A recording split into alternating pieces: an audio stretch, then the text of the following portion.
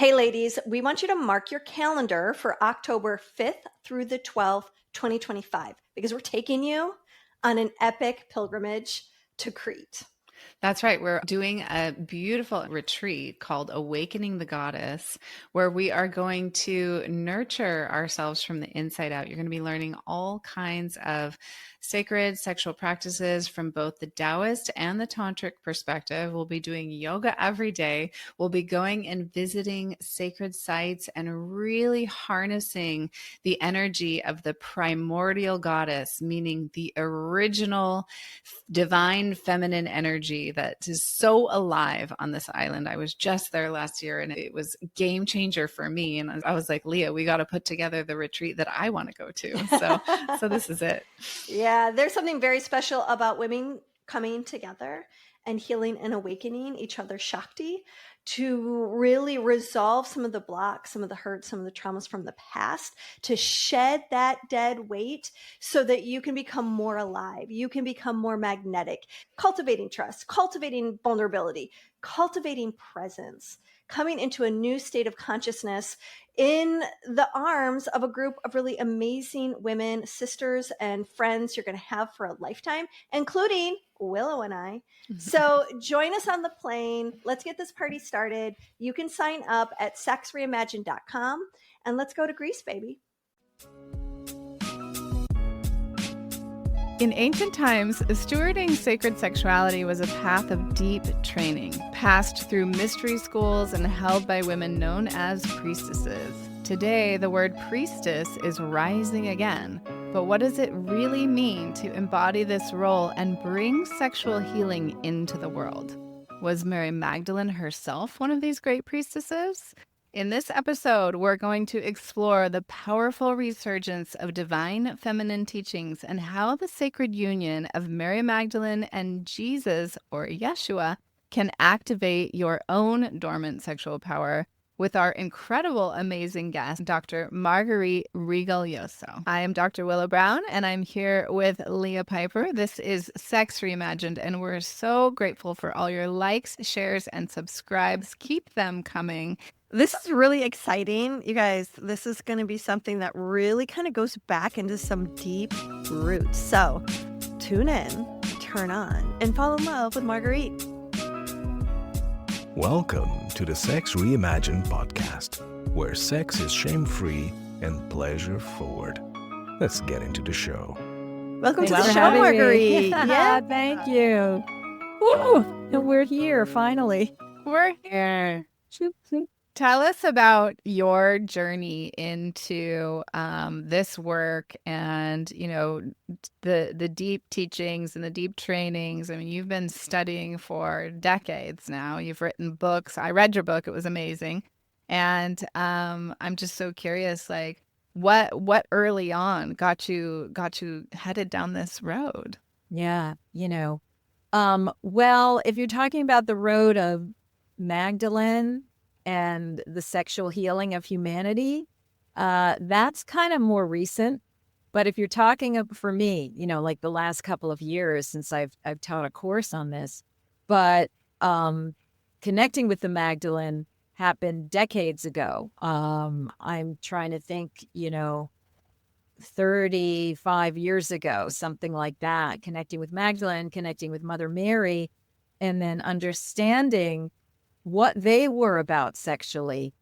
Yes, that goes way back, but it started with understanding about the nature of, divine birth as like actually a sexual act. So unlike how we have been led to believe about it, where it has to do with virginity and lack of sexual feeling, it was actually a profoundly sexual act to engage in parthenogenesis the way Mother Mary did, the way her mother did, the way her Aunt Elizabeth, mother of John the Baptist, did, and the way, numerous women throughout time, priestesses, have engaged. So that's a whole topic in and of itself.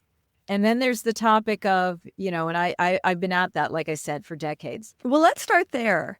So, because I'm really curious about what led you to study that. How did you find these understandings, where these teachings come from, And so on and so also, forth. when you say divine birth, you're basically talking about like immaculate conception. And there's sort of a lot of people aren't familiar with the fact that it wasn't just Mother Mary who had that experience, that there were Right. others in the Essene lineage, which was a whole spiritual, I don't know what to call it, a spiritual cult or sect, Yeah. I would say. Yeah. Well, divine birth is what I call it, because immaculate conception is sort of a confusing church doctrine, and blah, blah, blah. I won't even go there. But what I call it is divine birth, and there were various ways in which it happened. Some were partnered, and some were not partnered. So the not partnered part was parthenogenesis, where the woman had to be such an advanced adept with her sexual energy that she was able to be yin and yang within herself and literally conceive a very high level being. And the way I describe this as being sexual is her experience was ecstatic. It was like becoming one with the universe itself. It was like the universe making love to itself would be that kind of experience of divine conception, right? So powerfully erotic. And as I investigated this, especially with Mother Mary, I realized, oh gosh, she had to draw on her Kundalini heat. She had to draw on her inner womb fire. She had to, draw on the powers of the universe. And in order to have this conception happen at these quantum physics levels, we might call it, right? And the way I think some people might be able to understand this is if you've ever had an altered state experience where you suddenly feel like you're one with the universe, or you suddenly feel like you're one. Some people have experiences of sex with gods or things like that. Mm-hmm. It's profoundly erotic, right? And I've had that kind of experience. Like, I really understood that how the Delphic Oracle received her oracles was to receive the energetic phallus of Apollo. And that was like, whoa, that's why these women had to be celibates at the time, in terms of they're not cavorting with men, human men. They had to belong to the god for that process, which was a sexual experience that would then open up their oracle channel, right? So there are many ways in which sexuality has been expressed and used in the ancient and modern worlds that we don't think of because it's been suppressed. We don't look at it. We also don't look at, for example, in the ancient mysteries, why were the baskets that these initiates would carry when they were going through like the Eleusinian Mysteries and so forth, why were they phalluses? Why there were representations of vaginas like pretty much life size, What was that all about? So I'm the one who's lifted the lid on when people experienced the Eleusinian Mysteries in ancient Greece, which was an experience to have oneness with the goddess Demeter and the goddess Persephone. It was a sexual act that was initiatory for them. They would have to insert a dildo into themselves while they're in this high altered state with the medicine that they were drinking in order to understand this sexual journey that they were going to be on that was akin to Persephone being abducted, quote unquote, raped, quote unquote, into the underworld, right? So I'm just giving you a little taster of all of these many ways that sexuality has shown up in the ancient world, and we don't understand that. So, going back to Mother Mary having a profound cosmic orgasm when she is conceiving Jesus, that's what I think happened. And then there's a lineage of this tantric conception that goes from parthenogenesis, what Mother Mary did, all the way up to the sacred marriage rites that the kings and queens or kings and priestesses would engage in like, for example, ancient Egypt, where we have the stories that, the pharaohs were born by the union of this priest king and this priestess coming together. That was a high tantric activity. It was a kind of a divine birth because of the energies they were pulling in for those conceptions. But of course, very, very sexual, right? So there's sex has been hidden by the church, by academia. And along comes me, and I'm like, wow, not only is divine birth or virgin birth real, but it is something that had a very deep sexual component. And then, of course, if we look at Magdalene and Jesus, Magdalene and Yeshua, theirs was definitely the lover type, the sacred marriage type of sexuality, and would have had to have been very high tantra for what the types of beings they wanted to bring in.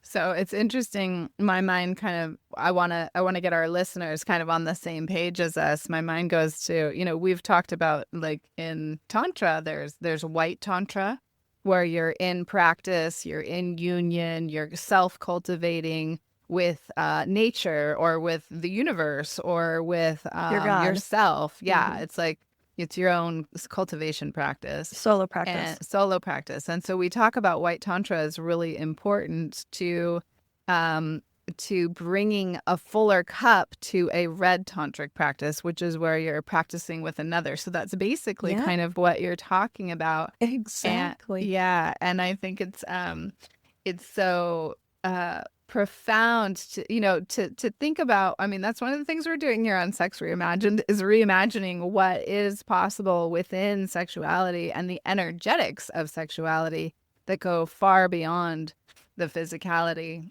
That's right. I myself have had those experiences where it's like I am just fucking the universe or being fucked by the universe and having like these incredible, orgasmic, expansive, rapturous experiences. Haven't been able to conceive through those, thank God, because I don't want to conceive, but what a higher level of adeptness that, that those women were practicing. And also they were in a time where it's like, that's what they were doing. They were living together in sisterhood and union to really cultivate such deep, profound and ancient sexual practices. So we talk about in the Taoist tradition, that a lot of there's a practice called turning back the blood, where you can actually stop your menstrual cycle and you stay that age, whatever age you stop it at. But, you got to be kind of like the equivalent of semen retention. Yeah, exactly. Oh my God, I love a female that. perspective. Exactly. But, in order to be able to do that, you got to be living in the monastery, eating with all the other women and just doing tons of practice. Lots of purification practices. No stress allowed. No sugar allowed. That makes so much sense to me. You're like blowing doors wide open in my mind. Like, these were the original holy orders for women, right? They were hardly repressive. They were, in fact, very much the woman was learning how to control her powers, learning how to activate, and then it degenerated into lack of sexual feeling, shutting off of the sexual feeling, virginity as an asexual path, anti-sexual path. We all have these past life disturbing memories of that, right?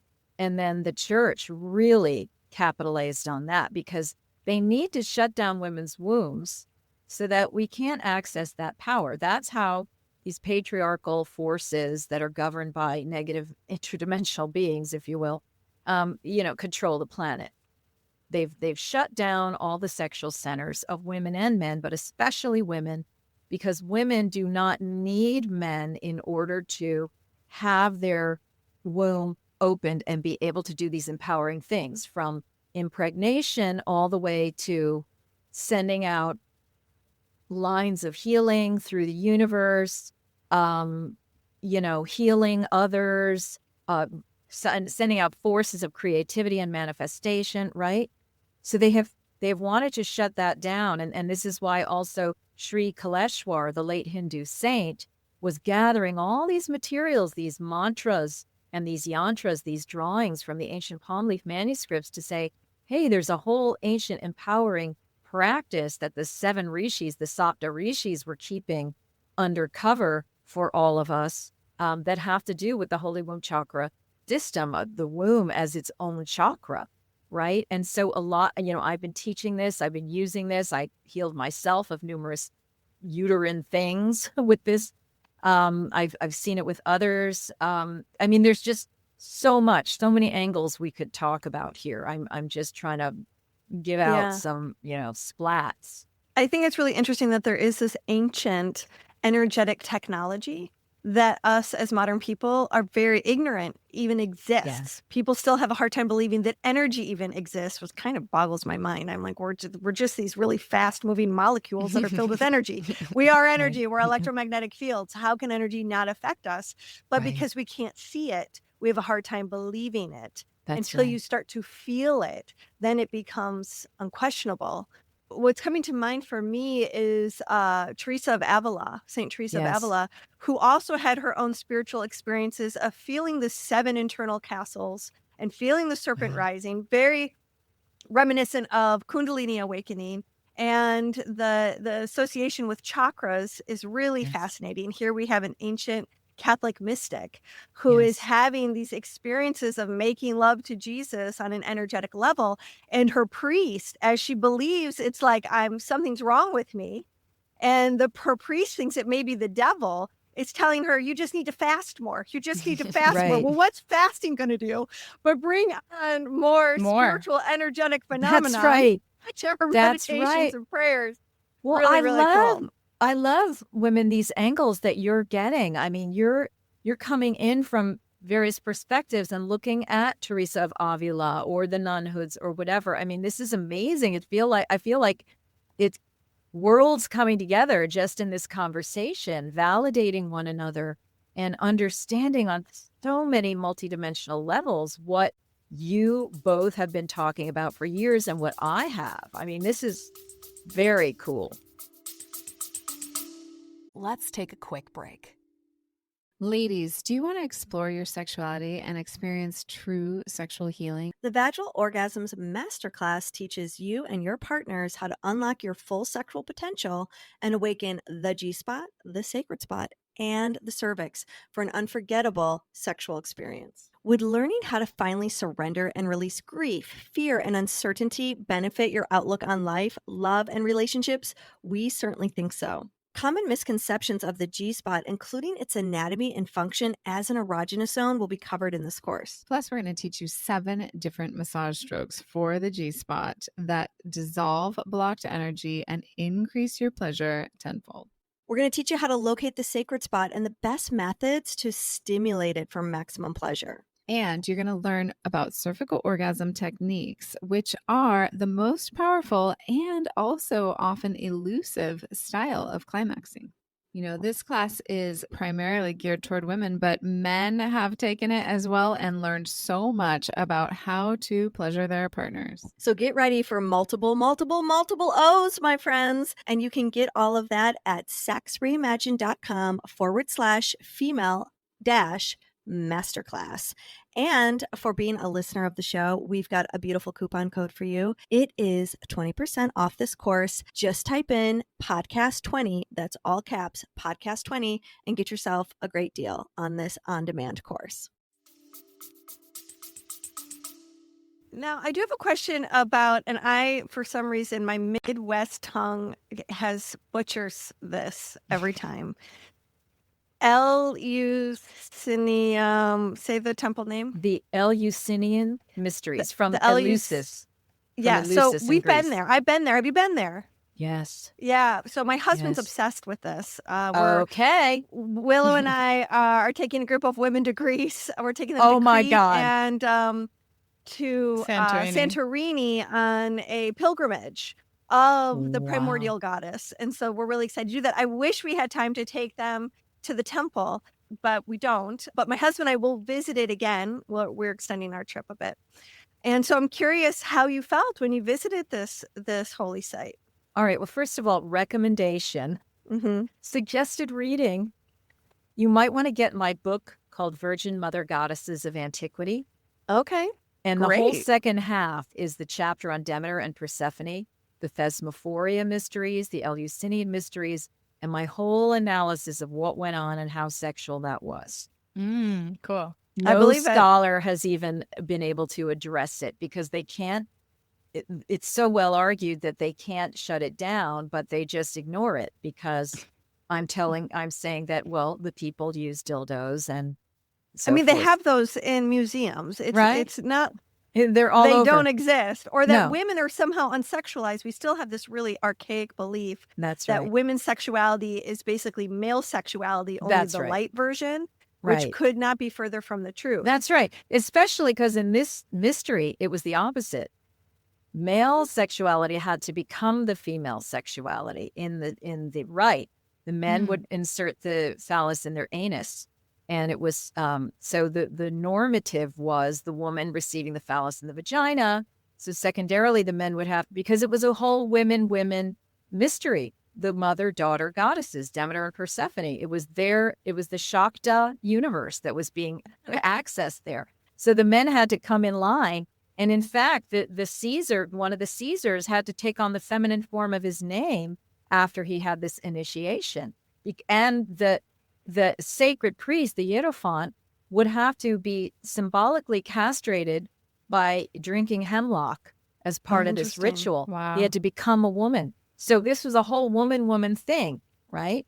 Finally, yeah, the female sexuality was the baseline for this experience, right? Now, how did you come about this information? Is this something that you've channeled? Is this something that you've researched through No. academia? What's been your form of I just information? researched it. I just Uh-huh. researched it. That Eleusinian Mysteries piece, I researched it. I looked at all the pieces and even the virgin birth stuff. I researched it. And I realized now it initially came as a flash of insight. Oh my God, virgin birth is real. One day I was in my brother's apartment in 2001. I was like, boom. I had read this book and I was in this open state. And I was like, my God, virgin birth is real. And then I was looking at all of this information about ancient priestesses of of Greece. And I started finding boatloads of information to support the idea that virgin birth was real, that it had been going on in the ancient Greek time, Egyptian time, all over, ancient Sumer, etc. And so it was like the intuition was the spark that put hydrogen and oxygen together and created water for me. The water was the truth of virgin birth and the whole analysis of the priestesshoods, right? Or what was going on at Eleusis, right? And it all started coming together. It made total sense of disparate pieces of information that no scholar had really been able to make sense of. And all of a sudden, I come up with this theory that is like the complete theory of everything, and that even the Eleusinian Mysteries had a very strong divine conception and birth process associated with it. That was part of the ritual as Say more well. about that. Yeah. The high priestess would be periodically conceiving a child, which is the Dionysus, the little Dionysus that would come out of this this Through experience. ritualistic sex? Well, not really, because the high priest was castrated through hemlock, so he didn't have an erection, presumably, during this thing. She's basically engaging in parthenogenetic. Now, define self-conception. parthenogenetic. Parthenogenesis comes Yeah. from parthenos, which means virgin or maiden, and gignes, thigh, to be born. So Okay. parthenogenesis, to be born of a virgin or a maiden.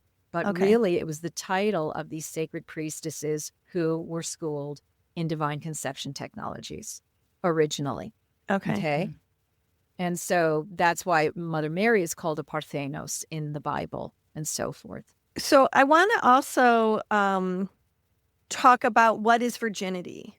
Because when we look at virginity means has not been penetrated by a penis. Boys can be virgins. Girls can be virgins. though many times women are going to be penetrated with something other than a penis before they're penetrated by a penis. Also, we can be penetrated by dildos. We can be penetrated by fingers. What does that mean for our virginity? Then we have the misunderstanding of what a hymen is. A hymen has no biological function. It is not the meaning of virginity like we teach it. A hymen is actually one of these leftover pieces when between, like we've got tissue that biologically makes no sense. For instance, men having nipples. There is no biological function for male nipples. They don't nurse, right? By and large. We do know that there are some, I know, but it's very, very, very, very teeny. Small. It's not a widespread biological thing, and there's a lot of things that have to do to make that work. A lot of biological circumstances. In any event, the hymen is the same thing. From my understanding, from the book Come As You Are, the hymen is actually something that is connected to the male prostate, which has no function in a woman, and a woman having a female prostate, which actually comes before the male prostate, which is what we now consider the G-spot. The hymen also can be perforated.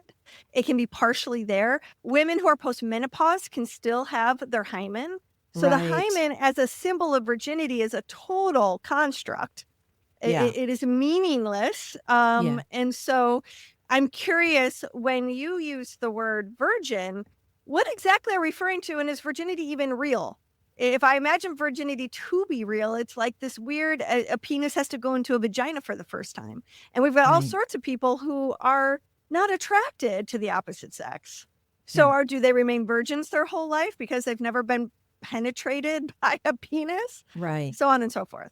Yeah, I mean, these are great questions. And in my very first book, The Cult of Divine Birth in Ancient Greece, I talk extensively about the meaning of virginity and the meaning of that word parthenos, and parthenogenesis and what it means. And what it comes down to is that these parthenos refers to a woman who had chosen the path of inner tantra, okay? Now, she would need to refrain from having sexual intercourse with a man as a part of that, because the insertion of the phallus would disrupt her whole sovereign system for this particular type of practice, right? So these women would be celibates for various periods of time, and celibacy, virginity, was renewable. And that's one thing we learn of from the goddesses' statues. Like Hera would have her virginity renewed every year. It literally, like in India, Nandu Menon would talk about in Kerala, his aunties would restore a woman's virginity after rape. Like there are energetic techniques to release all that energy. And also the Holy Womb Chakra mantras that I talk about, they release any previous energy that you've had from anyone. Touch, insertion, whatever it is, phalluses, whatever. So kind of like a baptism, like you can sort of be born again. Yeah. Yep. You can be virginified, re-virginified. And these women would sometimes engage in high sex rites, and then they would return to their virginity.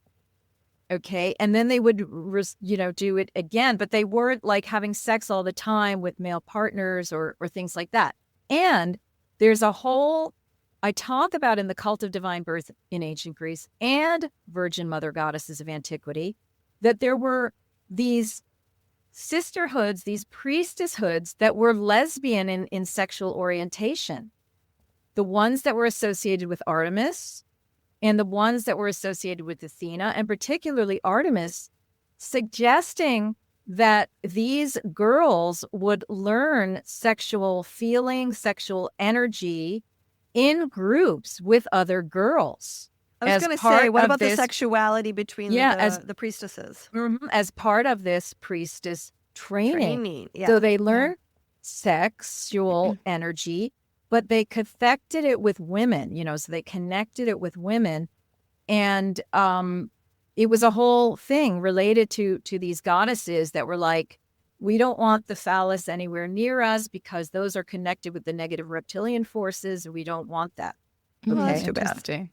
Well, you know, I'm like, I imagine that there were male devotees there to also service the priestesses and all the pleasures that they could have wanted. potentially, yes. maybe different periods of time, maybe Well, different But it does houses.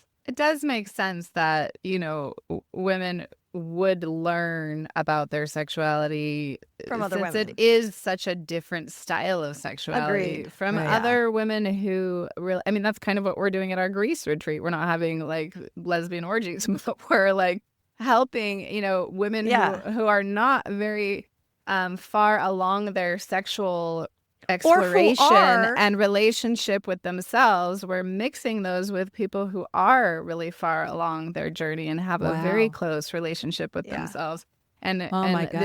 with the expectation that like it's going to infuse. I mean, just a total side note, the other night I went to a handpan drumming party with like 15 people. And some are super fucking good. Like they really know what they're doing. They have $6,000 handpans. And I'm like a beginner, But like just being in the field and drumming with all of those other people, while it didn't sound good for like the first half of the time, by the end there was some synergy, and I started to like things started Find to the move rhythm through and me. the embodied Yeah. knowledge being passed to your Exactly. system. Yeah. So, I mean, we say Wow. it all the time. Like, if you want to up level your system in some way, whether that's in sexuality or financially or health wise, in any way, put your body next to somebody that has that. And it just Wow. transmits.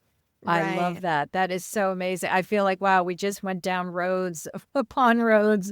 I don't know where we began in the conversation, but that is so interesting to me. And I love how you're going to be in Greece working with women in this way. Oh my God, like I wish that's amazing. Yeah, we're excited. Yeah, it's exciting. We got I a great think group. when women Wow. can turn towards their own bodies and especially into their own womb space to discover a felt sense towards their own inner guidance, to Yeah. their own wisdom portal, because through this shared womb experience as vulva owning bodies, we can tap into an ancient wisdom that Yes. we've got access to. It's just most of our mothers didn't know that and didn't know how to turn us towards that so that we can start self-referencing instead of Yeah. other referencing to really find the answers that are the most authentic path forward as we are encountering obstacles in our life, hardship, pain, suffering, but also bliss and joy, and learn how to amplify that bliss and joy and run that system through our bodies so Oh. that we can then run that to all sectors of our life. I think we're all literally sitting on a well of power and spiritual insight that we just need to learn how to tap into, and It's then called we can your affect a lot of change. universe. Yeah. That's Just right. Open I it up. love what you women are saying. I mean, what you're doing is so amazing. I mean, this is definitely new compared to what was going on 30 years ago. I can tell you that much. But it makes sense as like these next steps, and you're figuring it out. You've put it all together. You've received your own information on this. You're pulling from different parts of the Akashic Records library. It's just extraordinary. I mean, we so need this. Yeah, we Yeah, we so do need a it. return to this ancient wisdom that these Yeah. mystery schools knew so much more about and had Yeah. so many more decades and generations of Yeah. practice. Now, my understanding is also in the Tantric school, more in the Indus Valley perhaps than in Greece, is that it was also these priestesses that taught men the sexual arts. So the Oh. training actually passed down from the priestesses to the boys so that they could understand the art of love, because most people are going to be householders. Most Yeah. people are not going to be serving in the temples. They're going to Yeah. be having families. And so how do you prepare how to have this high octave lovemaking so that everyday people can also have an experience of a rich spiritual life? And so, Tantra being one of the only yogas that saw sexual union as a permissible part of spiritual evolution. And so I'm curious what you know about how the priestesses served the community. Right. First of all, that's amazing. I mean, what I personally know is in recent decades, I knew at least one or more African American women who felt that they came from matriarchal cultures and heritages in Kemet and other parts of Africa and so forth. And they would say to me, "Oh yeah, the older women initiate the younger men into sex." It makes because of so much sense. Yeah, because of Yeah. exactly what you're saying. So this is like a long time matriarchal practice in the sense of matriarchy not being like an abusive female-oriented system, Right. but rather a system of balance that has women at the center, right? Is it balance if we're trying to take men and have them operate sexually from this feminine perspective? I mean, I'm certainly Yes. all about anal penetration for men and their pleasure. But in terms of how is that balancing versus complementing? Let's take a quick break. Hi, this is Alessandra, the host of Dom Sub Living. Each week, we dive into the world of dominance and submission. It's 50 Shades of Grey meets real life. This show is for you when you're feeling curious and in the mood for something playful, eye-opening, and yes, sometimes a little spicy. I promise you'll learn something new, laugh along the way, and maybe even discover a side of yourself you didn't know was there. Please join us because no matter who you are, there's a place for you in Dom Sub Living. Please follow the link in the show notes. Right. Well, first of all, I mean, this goes into the whole discussion of what is matriarchy, and I've studied this extensively, okay? But matriarchy is not the reverse of patriarchy as we know it. Patriarchy is an abusive system governed by yang and oftentimes male forces who are out of control, out of balance in themselves, suppressing anything that isn't male and isn't, of a certain culture, whatever, down the line, and then suppressing native peoples and animals and children and all this and that. Okay, that's kind of how we've grown up with patriarchy. But matriarchy, as it is originally informed and practiced, and there are still matriarchies around the world, is a society of peace. It's a society of balance. It's a society of complementary roles. It's not like, oh, in matriarchy, all the women are driving, the tractors, and no, like they're doing their role, the men are doing their role, but there's no problem there. Okay. Because everything is in balance, everything is in harmony. It's a whole different social structure where the children are raised in group fashion, all this. So in certain matriarchies, it would be natural sexuality is far more frank, and there may not even be anything such as marriage, or such as certainly not nuclear family marriage, monogamous marriage, And so if right now, because of how patriarchy has distorted our sexuality so much, you really can need the balancing of the female initiatrix to the young men for them to understand, because otherwise, where are they going to learn it? We know that they're learning even in more recent history, it was pretty traditional for fathers to bring their young boys to the prostitutes in order to learn about sexuality. That's right. And there was sacred prostitution and there was profane prostitution. There's, all these different levels and layers. Exactly. To get back to your question, Leah, about the priestessing. Yes, there is some evidence that there was sacred prostitution or sacred tantra, not prostitution. I mean, there were these women and men actually in the Hebrew temples. You can find that in Kings and, various places in the Hebrew Bible. Okay. There was sexual activity in these temples. And then there is evidence that certain priestesses of Aphrodite might have been practicing this kind of thing. There is potential evidence that there were women in the Roman times who would soothe the soldiers who came back from war in these ways. Okay. And whenever in the academic world, when I was in academia and trying to promote this idea, oh my God, the amount of hostility that I'd be met with was really quite something. But it really feels like, these priestesses of Aphrodite in particular were involved in this kind of thing. And hopefully there's been updated scholarship on this to really look at what was going on. But yes, sexuality is part of spirituality.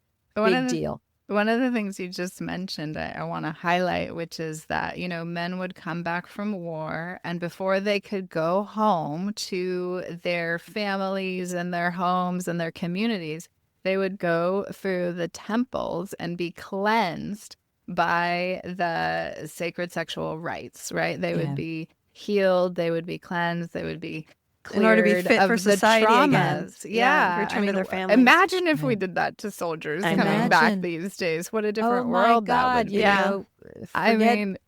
Yes, exactly. And you know what? And here's the thing. Even if you can't make the historical case that was happening, it's such a wise, great idea that it's something we do need to do. We know that it would create healing. Absolutely. We know that how much better do you feel after you have an amazing orgasm? How much more open, how much more smiley, how much more connected? Like you've got oxytocin flowing through your body. All the cortisol is out and you're ready to receive the gifts of the universe. Yeah. I think even in marriage, like way back in ancient times, the women would go and they would have to go through these sacred sexual rites to prepare their bodies. Like instead of going into marriage as a virgin, you would have to go have a sexual rites experience in order to prepare your body for this sacred act of marriage and union, which I think is fascinating. Interesting. Yeah, you learn about having some orgasms, so you actually have orgasms when you get when you pair bond with somebody. I mean, because that's a whole big thing, and also, I mean, there's just been a lot of interference with our orgasms on a lot of levels by a lot of different types of beings. And one thing we haven't actually even talked about yet is what's in the Gnostic Gospels about the origin of sexual misery with humanity at the inception of the splitting of the sexes, the splitting of the original androgyne into Adam and Eve. Okay? That was a nice little trick of these negative forces, so that this idea of Eve coming out of Adam's rib was a garbled way of describing that these negative forces had taken the whole human body and had split it. Okay, that's in a number of different traditions into male and female when we used to be one whole. Okay, so then that created a problem. They split the sexes into male and female, and then these beings, these negative angelic forces, raped both of them. Eve got raped, Adam got raped. It started pederasty and it started rape on the human family. That is in the Gnostic Gospels. Okay, you don't hear about that very often. No, you don't. Well, you don't get to hear about the Gnostic Gospels very often. That's probably why. That's right. It's all in there. It's all in there. And I'm like, that's, the course that I taught about sacred sexual healing, and the gift that I have for everybody here is teases all that out. Okay, so you can find out what was said where, how. Oh my God, why? I mean, because this is even in the Greek tradition that the sexes were split way back. Yeah, I want to talk a little bit. I was just getting into your free gift earlier this morning, and I want to kind of talk a little bit around, maybe kind of go down a different road slightly around how the union of Mary Magdalene and Yeshua, and their tantric union, and even the fact that they didn't get to be together their whole life long, right? They were often doing their own priestessing and priest work out in the world, and then they would come together and they could do energetic lovemaking as well. So they didn't have to be together in order to be in union with one another. Right. And I personally have had some really profound experiences, in the Carrowkeels of Ireland. I was out in the middle of nowhere, looking for these caves, basically these ancient burial tombs. And, got lost and couldn't find my way and had no fucking cell phone and nobody knew where I was, just me and the sheep out in the middle of fucking nowhere, right? And there's a lot of them over there. A lot there. of sheep. Yeah. And I just was biblical. Yeah, totally. And I was like, where are these things? And I got off the trail and then I couldn't. And I was like, okay, Spirit, just guide me. And Spirit guided me a direction that I didn't think was the right direction, but I just kept going that way. And I found this church. And I just stood there. It was like a ruins of an old church. And so I just stood there for a long time and just listened and felt and until Spirit was like, go this way. And so then I went this other way. And it was getting dark and the rain was starting to come down. And like, I should have figured out how I was going to get back to the car, And so finally I did find the ancient burial ground. And at that point it was pelting rain and it was getting really windy and dark. Cold? And it was cold. Yes. It's always cold in it's Ireland. Always cold in right? Ireland. Yeah. It's going to be my first question. I don't know. Yeah. Being cold. I know. I bought it. And it's just like, oh my God, this sounds like a nightmare. Like, I don't mind being wet. I'm always cold. I'm freezing all the time. I'm freezing That's all why the I moved time. to Santa Barbara so I could have warm feet, Yeah, good for you. Yeah. So there I was. I finally found it and I was like, gosh, should I go in? And you have to kind of like get on your butt and scoot down and drop down into this ancient tomb. And so I did. And and I at first, like, my heart was pumping. It was pitch black. Couldn't see a thing in there. My heart's pumping and I just felt fear, like so much fear. And then I started to breathe more deeply and like calm myself and just started to touch the walls of this ancient tomb, right? Wow. With like all this energy in it. And, I'm such an energy whore. So I was just like feeling it. And then I started to sing, and the singing really calmed my nervous system. And then I just sat down on the ground for a long time. And this was probably like a 2-hour event.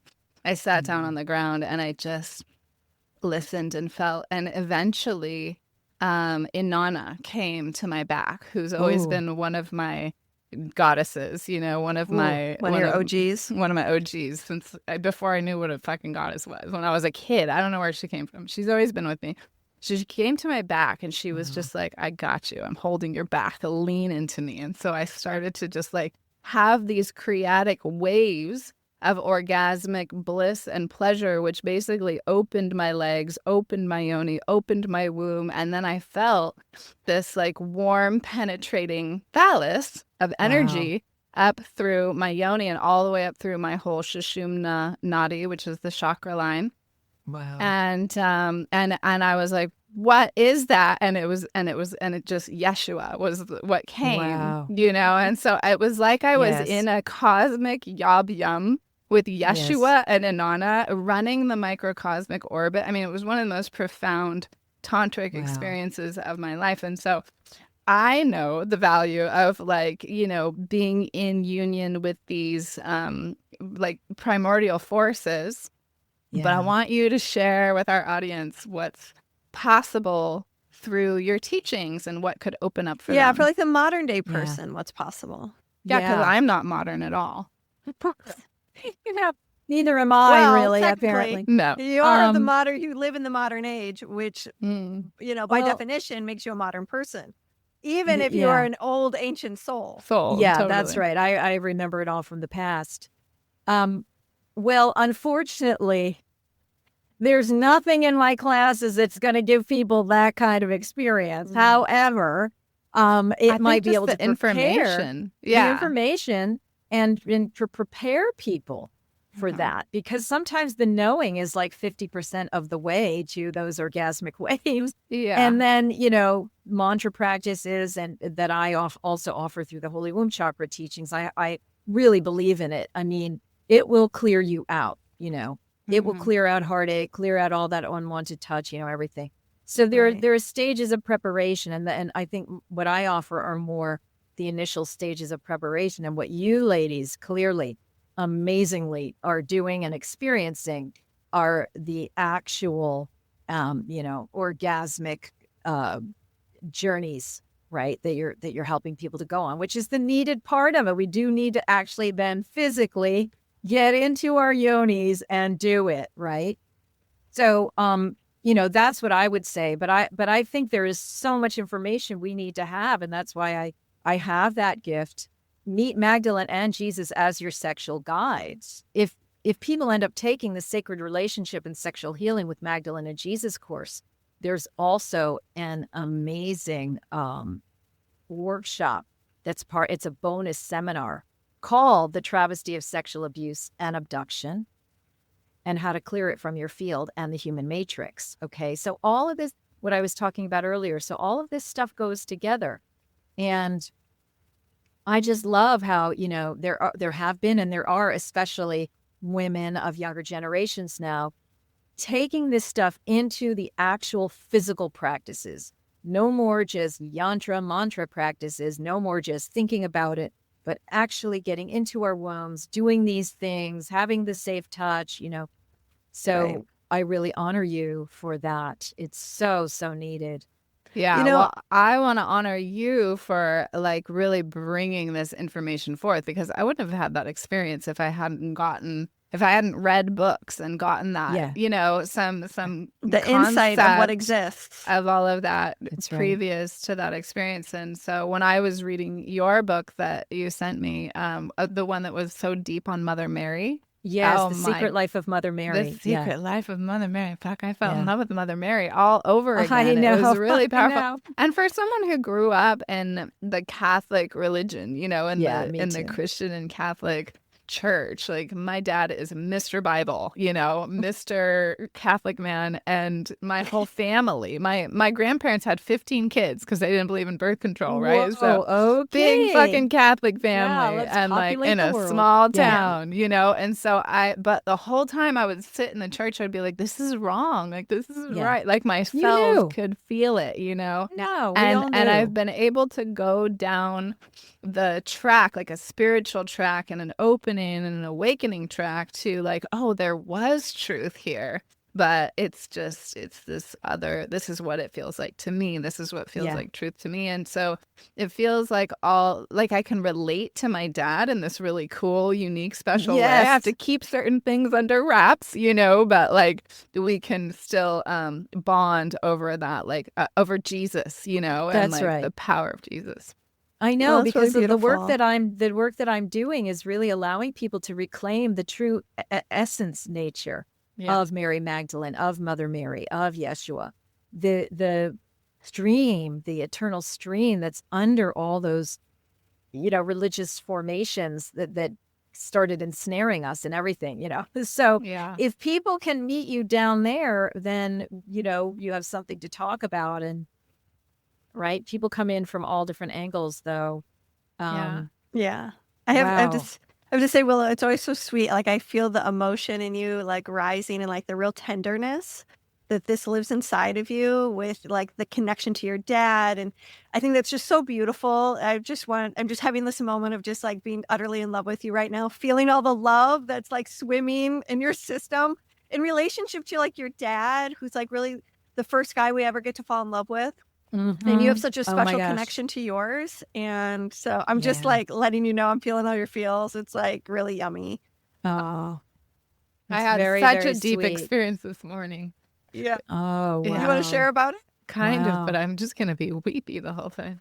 Oh, but see, Yeah. this is part We of the love this healing. part. This is part of the healing of the feminine and Totally. the masculine. So, these I stories was are. just doing my normal beach walk this morning with my little dog River in Montecito. I'm waking up in Montecito these days, darling, and it's very posh and lovely. So anyway, there I was, and I was like, man, what is this fear? Fear, where is it? It's in the pit of my stomach. And I did a whole somato emotional release on myself. And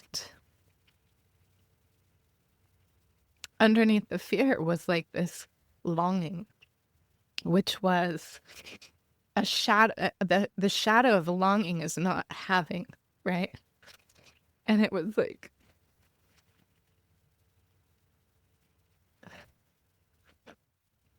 it's just so deep. It was like the not having of partner, of man, right, in my life yet. Oh, I And still know, so, though. Yeah. Yeah.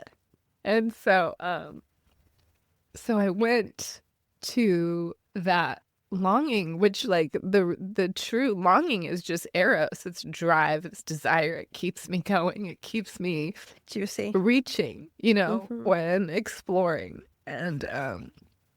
and so this this longing, I started talking to it, and it was like, well, you have everything you long for already. Mhm.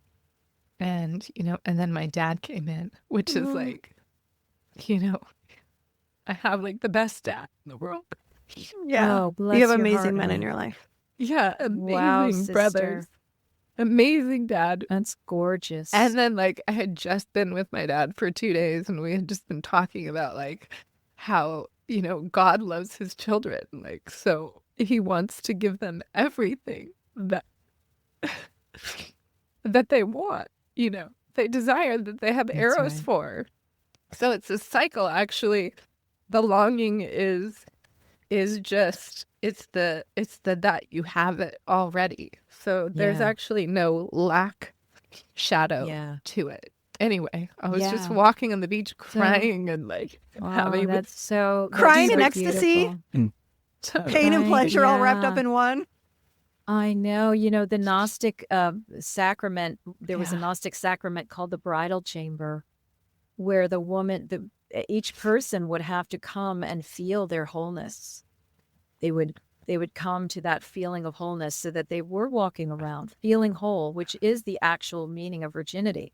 It's feeling whole, being sovereign is being complete, right? Not half, but being whole, getting the opposite that was split when Adam and Eve were split apart. So it sounds like you're doing all this play and work for yourself, and that fragrance, wonderfulness of partnership is just going to come to you at some point. If you've had it, you'll have it again, right? And so just the right now, you're in the longing phase, but how wonderful that you're just sort of mining it for all of its juice. I was like siphoning out. I was like, okay, what I feel is like this big, vast, round thing. And I was like, oh, it's a cauldron. And it's this cauldron of sorrow, of not having, of all the years of longing, of being with the Yeah. wrong partner, Oh, of the my lineage God. of that, of my, women who came before me, of all the women of Yes. all the world. I'm, living in I a know. situation Well- with a couple women right now. And it's like the not having and the longing and all the story around it, or being with the wrong partner and all the Right. sorrow. Right. And I was just like pulling all this layers and layers of sorrow out. And underneath all of that was like, if you long for something, you actually have it already I in think- your Yeah. life. I think It's what's so so interesting magical. and what's so ironic is in just the art of longing, right? Because there is the light side of longing that has all that eros in it. And for those Yeah. people who are in relationships who could use some longing Totally. to sex up the juice, right? In Totally. the relationship, and who manufacture longing through sometimes cheating and jealousy and some of this Yes. other stuff that leaks Creating other out because what they problems. For really want sure. to feel again is the yearning. For sure. Their Yes. soul's yearning. And so how can we bring more consciousness to cultivating longing? Because longing is also built on anticipation. And Yeah. sometimes the best part of sex is the anticipation of sex. I think a lot of for vulva owning bodies, it's like, oh God, make me beg for it. Like, get so close that I just want to rip your head off if you don't touch it, but That's like right. really expand that lengthen that out for me so that I Yeah. can crawl out of my skin instead of Yeah. feeling like you're coming at it so fast that I got to back up and there's Right. no Yes. longing to sink into. So Right. isn't it so cool that Yeah. longing means so much? And Yeah. sometimes it's an obstacle that we have to overcome in order to fully indulge. And Yeah. sometimes it's a thing that we have to cultivate in order to expand. And other times it's a thing that we have to grieve and get Mhm. lost in. It's Yes. it's so rich as a My concept. God. It is. Yeah. One of the things, if I can just pivot just a little bit as we wrap up today, is the use of sacraments, right? Because I think a lot of people do have these God transcendent experiences in sex. And when they have them, or if they've had them, it's been under the influence, oftentimes of a psychedelic. My last experience of feeling if we were going to call it a virgin birth, happened to me when I did Bufo.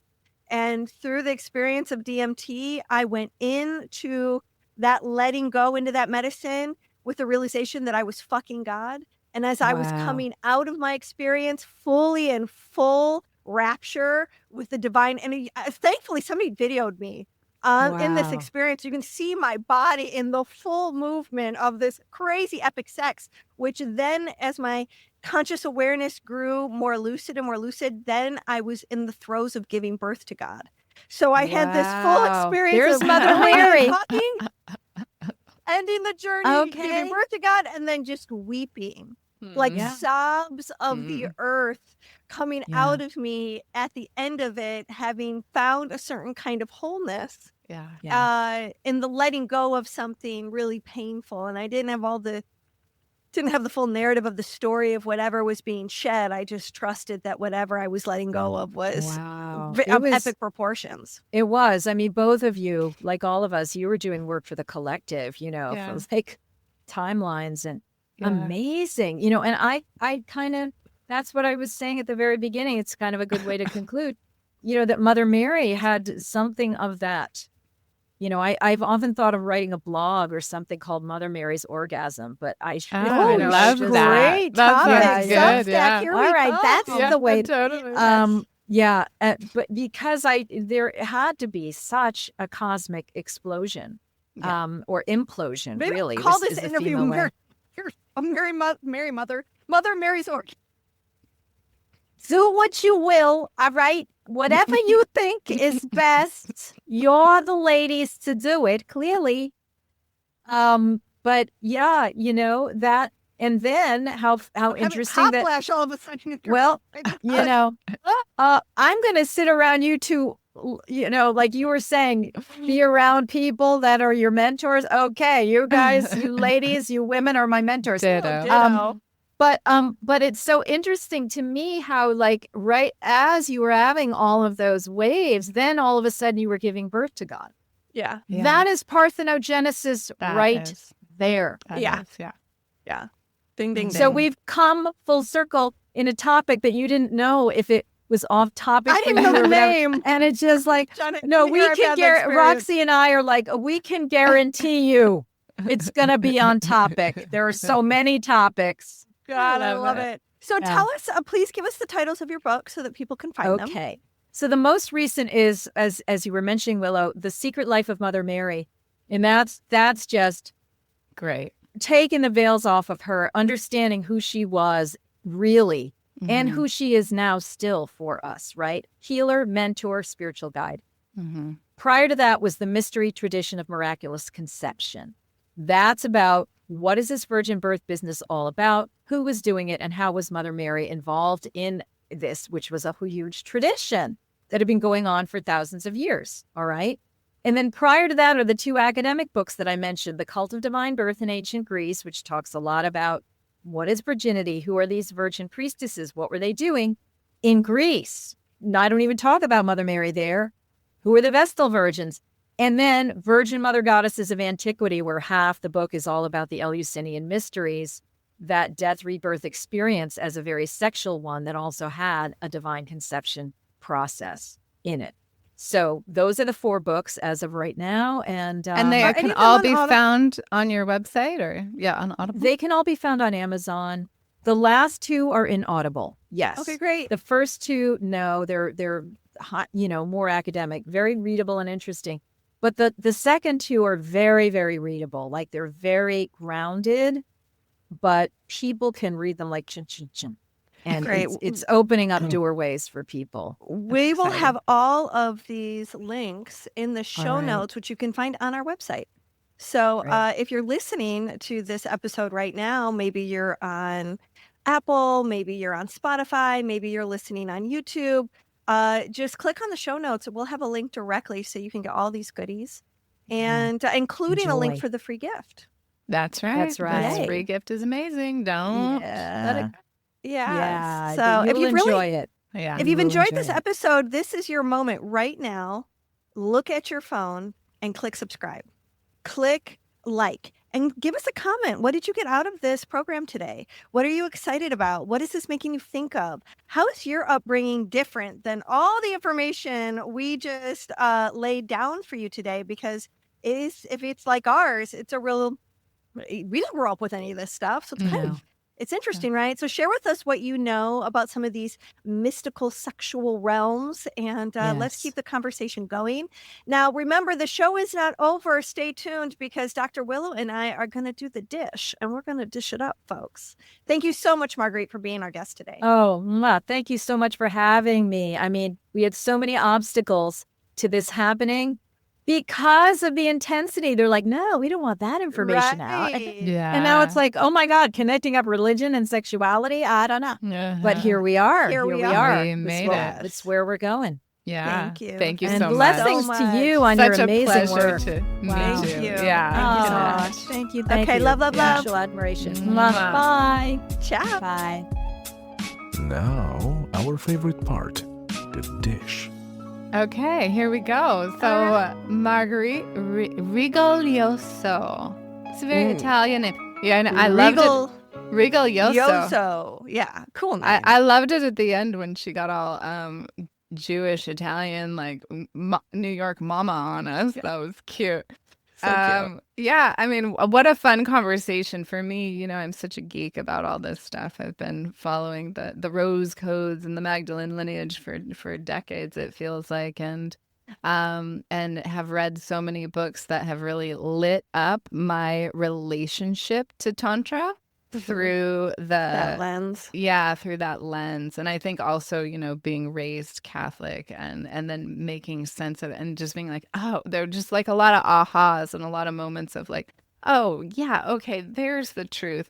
I mean, you can feel it when something is true in your body. You feel it, and you just know that's what's true That's for what you. you trust. Yeah, and I true really is wanna read such a all of matter her of books. perspective. I know Yeah. you should. I want to read the Eleusinian one. Yeah.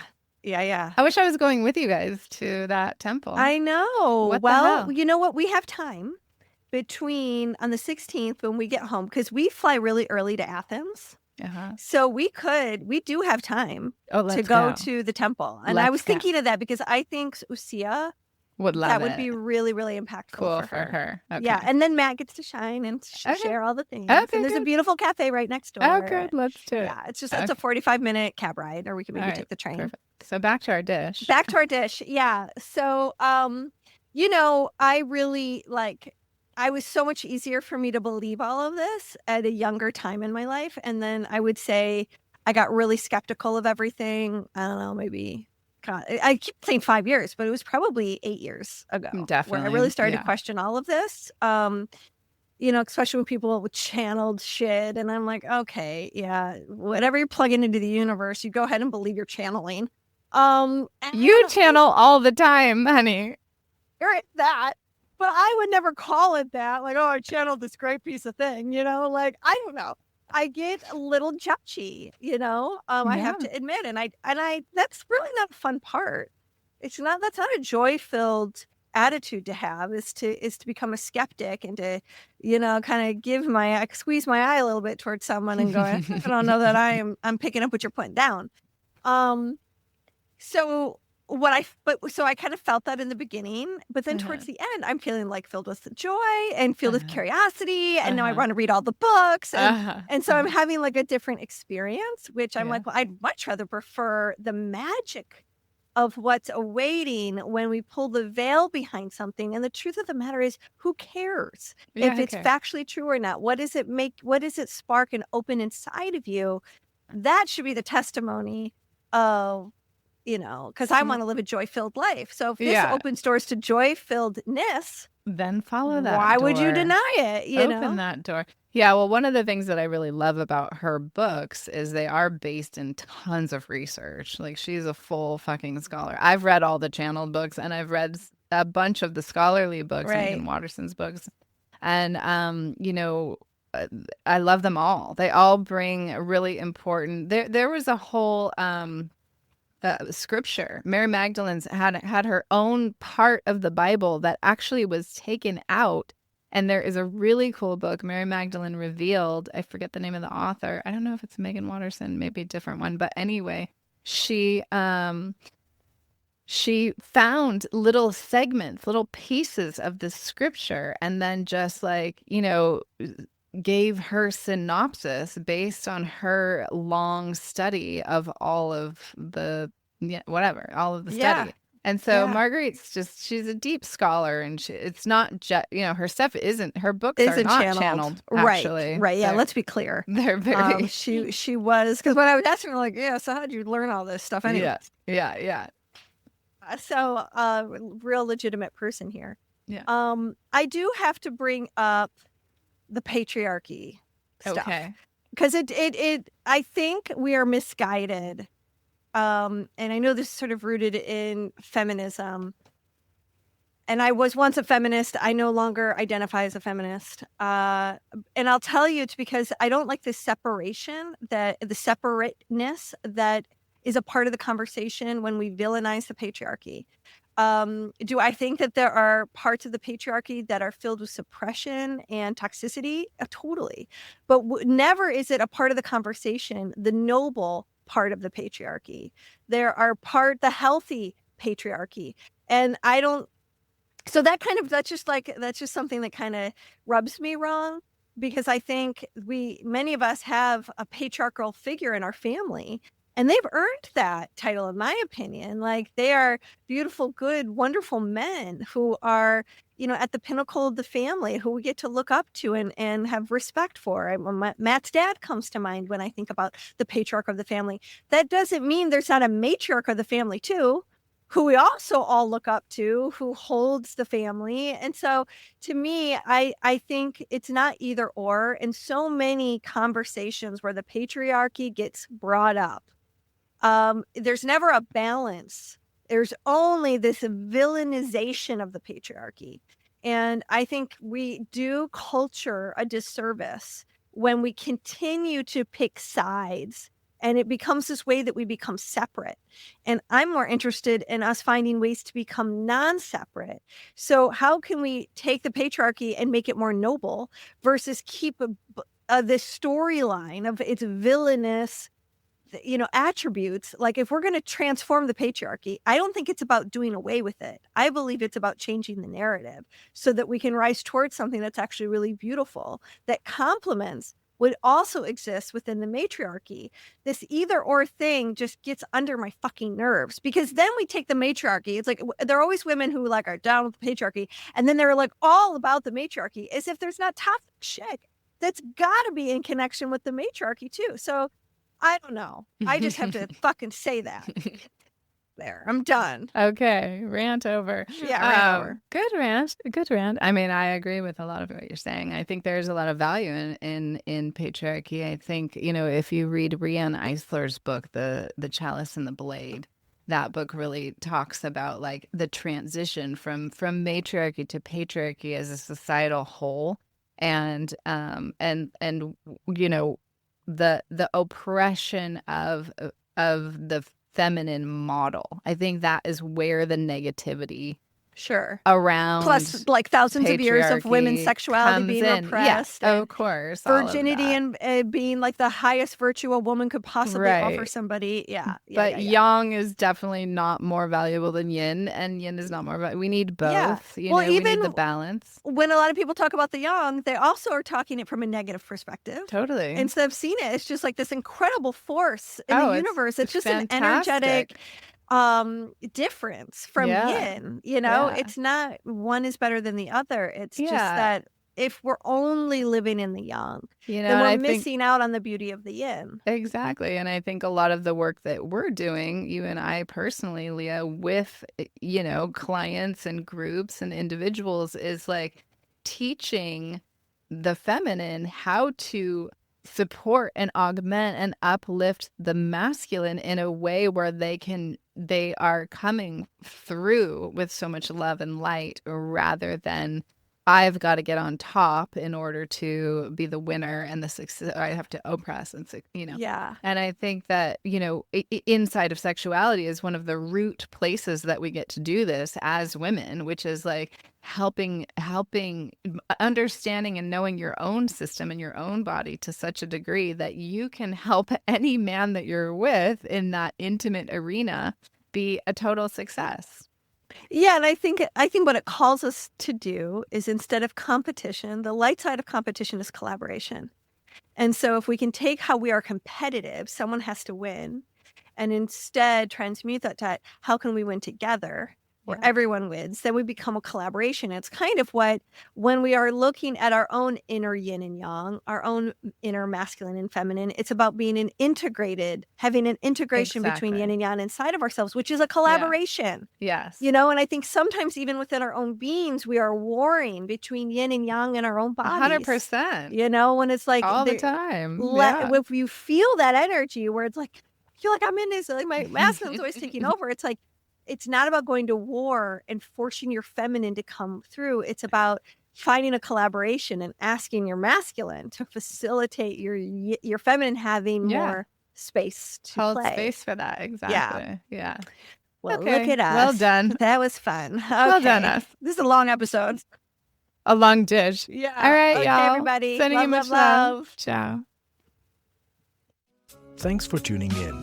This episode was hosted by Tantric Sex Master Coach and Positive Psychology Facilitator Leah Piper, as well as by Chinese and Functional Medicine Doctor and Taoist Sexology Teacher Dr. Willow Brown. Don't forget, your comments, likes, subscribes, and suggestions matter. Let's realize this new world together.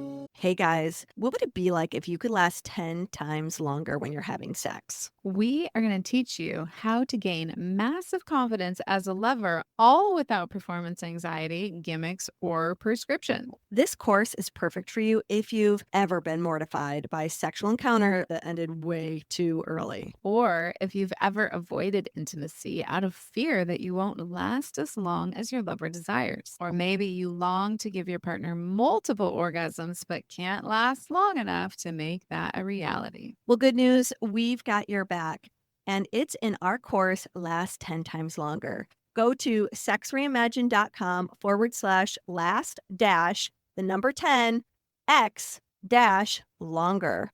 And for all of our favorite listeners out there, we are giving you a discount, 20% off, y'all. Just put in podcast 20, all caps, podcast 20. To get your 20% off of this phenomenal course that you're going to want to review more than once. We cannot wait to see you inside this course. Plus, don't forget, we always got tons of bonuses. See you there.